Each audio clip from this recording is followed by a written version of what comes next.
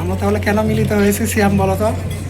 আমাদের চ্যানেলটা এই যে সৌরভের জন্য একটা আস্থা হাততালি দাও অনেক লোক, কারণ ও তারপরে তোমরা অনেক চেষ্টা করো আমাদের চ্যানেলটা কিছুই না, কিন্তু তোমার মনে করো আমাদের অনেক স্মৃতি আছে, তারপরে এই যে সফল, তারপর একদিন আমাদের রাতে অ্যাকাউন্টে টাকা হেরে গেছিলো, কি একটা অবস্থা, এর জন্য আমি মানে আন্তরিকভাবে দুঃখিত। তারপরে এই চ্যানেলটা ইয়ে করার পর একটা ফোনও কিনে ফেলছে আমি, মোবাইলও কিনছে, এই যে ফোনটা এটা ওয়ান প্লাস কিনে ফেললাম। তো যাই হোক, এটা এখন তোমার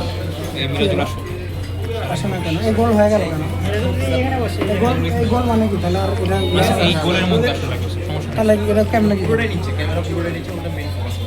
আচ্ছা ঠিক আছে। তো তারপর আমরা তোমার মনে করো একসাথে এই দিনের আমি একটা অপেক্ষা করতেছিলাম যে আমরা চ্যানেলটা ওপেন হওয়ার পরে আবার নতুন করে আমরা খাওয়া দাওয়া করবো, ইয়ে করবো ব্লগ। এরা বলছিল যে স্যার আগে ইয়ে দিয়ে না, তাই আপলোড দিয়ে দেখলাম যে বাপরে ঠিক আছে, এটা তো ঠিকই আছে। তো বুঝছো তো, যাই হোক, যে কুড়িগ্রামের আড্ডার যে চ্যানেল, ওই লোকটা মানে ফালতু, কিন্তু আমি ওর ভিডিও কেন হ্যাঁ স্ট্রাইক একটা সময় হচ্ছিল কি, তোমার মনে করো যে এই প্রত্যেকদিন আপলোড না দিতে পারলে একটা মানে একটা মানসিক সমস্যা, সেজন্য আমি একটু কিঞ্চিত সৌর্যবৃত্তির আশ্রয় নিচ্ছিলাম। হ্যাঁ চ্যানেলে দেবো।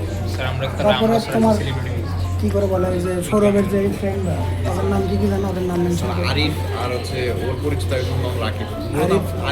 আরিফ রাকিব, ওরা অত অশেষ কৃতজ্ঞতা আমাদের, মানে আমরা যেটাই ইয়ে করি মানে অনারিয়াম দিই, কিন্তু আমার মনে হয় না যে আমাদের চ্যানেলের সাথে বেশি দিয়ে ফেলি, তাই না?